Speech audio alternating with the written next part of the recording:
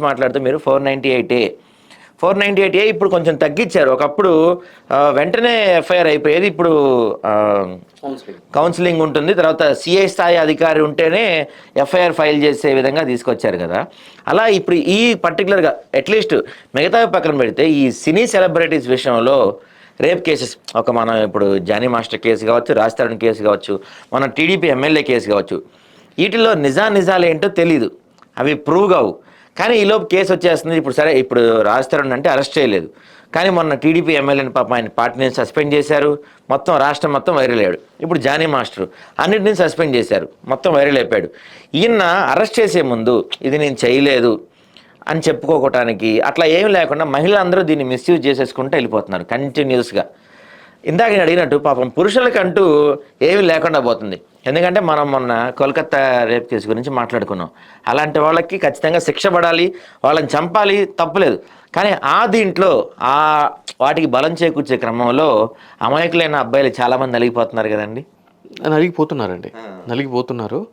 So అందు గురించే ఇక్కడ మనం ఏం చేయాలి అని అంటే కనుక, మనం అంటే ఒక అండర్స్టాండింగ్లో ఏదైనా ఒక రిలేషన్షిప్ ఉన్నప్పుడు ఇక్కడ ఏం జరుగుతుంది అని అంటే కనుక, మీకు నాకు ఎటువంటి ఇబ్బంది కలిగినంతసేపు, ఎటువంటి వివాదం లేనంతసేపు కన్సర్న్ సెక్స్ అవుతుందండి. కన్సర్న్ సెక్స్ ఆమోదకరమైన లైంగిక చర్య. ఓకే, పెద్దవాళ్ళు చేస్తే శృంగారం అంటే, సెలబ్రిటీలు చేస్తారు శృంగారం అనాలండి.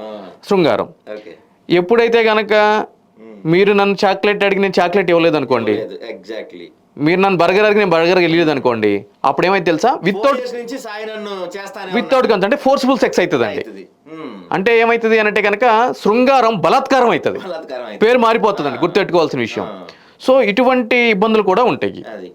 సో ఇక్కడ ఏం జరుగుతుంది అని అంటే కనుక, ఎంత మ్యూచువల్ కన్సెంట్ ఉన్నా కూడా, అంటే సుప్రీంకోర్టు వారు ఇచ్చిన జడ్జిమెంట్స్ ప్రకారం కూడా మ్యూచువల్ కన్సెంట్స్ తోటి మేజర్ అయిన వాళ్ళు ఎటువంటి లైంగిక చర్యలో పాల్గొన్నా కూడా అది తప్పు కాదు అని చెప్పి సుప్రీంకోర్టు వారు ఇచ్చారు. కానీ బలాత్కారం అనేది రేప్ కింద పరిగణించబడుతుంది, అంటే వితౌట్ కన్సెంట్ మీ యొక్క ఇది. అయితే మీ యొక్క ఆమోదయోగ్యం ఉందా లేదా అని చెప్పి నాకెట్లా తెలియాలి? లేదు అంటే కనుక కోర్టుకి ఎట్లా తెలియాలి? ఇన్వెస్టిగేషన్ ఆఫీసర్కి ఎట్లా తెలియాలి? మీరేమంటారు? ఈ 4 గోడల మధ్య మేము ఎదురు ఉన్నప్పుడే బలాత్కారం చేశాడని అంటారు, రైట్? ఇప్పుడు బలాత్కారం అని అంటే ఎలా ఉంటుంది అంటే, ఒక దాడి అంటే మీకు స్క్రాచెస్ అవ్వడం కానీ, లేదు అంటే కనుక నెయిల్స్లో ఇట్లా రక్కడం లాంటివి చేస్తూ ఉంటారు. సో మీ యొక్క క్లాత్ మీద సెమెన్ పెట్టడం కానీ, వేరే వేరే ప్లేస్లో పడటం కానీ, ఇవన్నీ చాలా ఆస్పెక్ట్స్ దీంట్లో మిళితమై ఉంటాయి.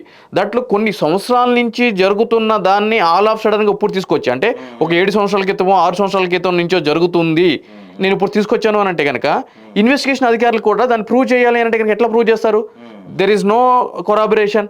అంటే బాధితురాలు చెప్తున్న దానికి అవును నిజము మేము చూసాము, జానీ మాస్టర్ అనే వ్యక్తి ఈమెని బలవంతంగా రేప్ చేస్తున్నప్పుడు నేను కళ్ళారా ఉన్నాను అని చెప్పడానికి ఏముంటుంది?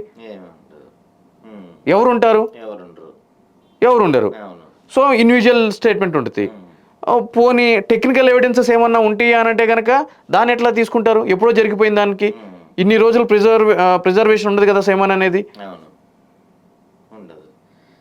ట్విన్ ఫింగర్ టెస్ట్ని కూడా అది చట్ట విరుద్ధం అని చెప్పి సుప్రీంకోర్టు చెప్పేయడం జరిగింది.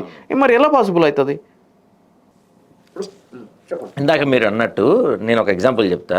సపోజ్ ఒక మహిళ ఉంది, ఒక అమ్మాయి ఎవరో XYZ, ఒక అబ్బాయితో ఆ అమ్మాయి తన ఇష్టంగా రూమ్కి వెళ్ళి వీళ్ళిద్దరి మధ్య 4 years నుంచి రిలేషన్ ఉంది.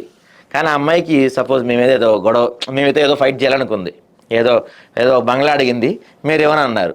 సో ఆ అమ్మాయి చక్కగా మీ రూమ్కి వచ్చి మీ బెడ్రూమ్లో మీతో 1 day స్పెండ్ చేసి ఇంటికి వెళ్తాను బాయ్ అని చెప్పి డైరెక్ట్గా పోలీస్ స్టేషన్కి వెళ్ళిపోయి నన్ను నైట్ అంతా కట్టేసి పలానా నరేష్ రేప్ చేశాడని చెప్పింది. అన్ని ప్రూఫ్స్ ఉంటాయి అమ్మాయి దగ్గర, సెమన్ ఉంటుంది, ఫింగర్ ప్రింట్స్ ఉంటాయి, అన్నీ ఉంటాయి. మీతో చక్కగానే ఉంది, వెళ్తున్నాను బాయ్ మళ్ళీ కలుద్దామని చెప్పి వెళ్ళింది. కానీ మీ మీద రాత్రి నన్ను ఇలా బలాత్కరించాడని చెప్పి ఒక ఎఫ్ఐఆర్ ఫైల్ చేసింది. ఇలాంటి సిచ్యువేషన్స్లో అబ్బాయి పరిస్థితి ఏంటి? ఎగ్జాక్ట్లీ ఇటువంటి పరిస్థితుల్లో కూడా ప్రూవ్ చేసుకోవడానికి ప్రాపర్ ట్రయల్ జరుగుతుంది. మీరు అన్నట్టు అన్నీ ఉంటాయి. అయితే ఇక్కడ ఏంటి అంటే కనుక అది ఆమోదకరమైన సెక్స్, ఆమోదకర యోగ్యం లేని సెక్స్ అనేది కూడా పరిగణలోకి తీసుకెళ్తున్న పరిస్థితి ఉంటుంది. ట్రయల్ అనేది అదే కదండి, ప్రాపర్ ట్రయల్ అనేది అదే కదా. ఎందుకంటే ట్రయల్లో కూడా అమ్మాయి చెప్పిన వర్షన్ని క్రాస్ చేస్తారు. ఓకేనా.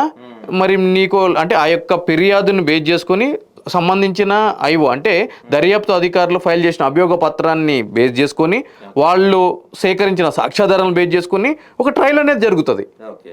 సో ఆ ట్రయల్లో మొత్తం నిజ నిజాలని బయటకు వెళ్తాయండి. అది ఒక ఆర్ట్, రైట్. ట్రయల్ అనేది ఒక ఆర్ట్. అంటే మీరు ఈ రోజు చెప్పినంత ఈజీగా రేపొద్దున కోర్టు ట్రయల్లో అనేది అంత ఈజీ కాదండి. ఓకే. ఓకే. సో అబద్ధం ఎప్పుడైనా అబద్ధమే, నిజం ఎప్పుడైనా నిజమే. ఓకే. ఓకే. అది.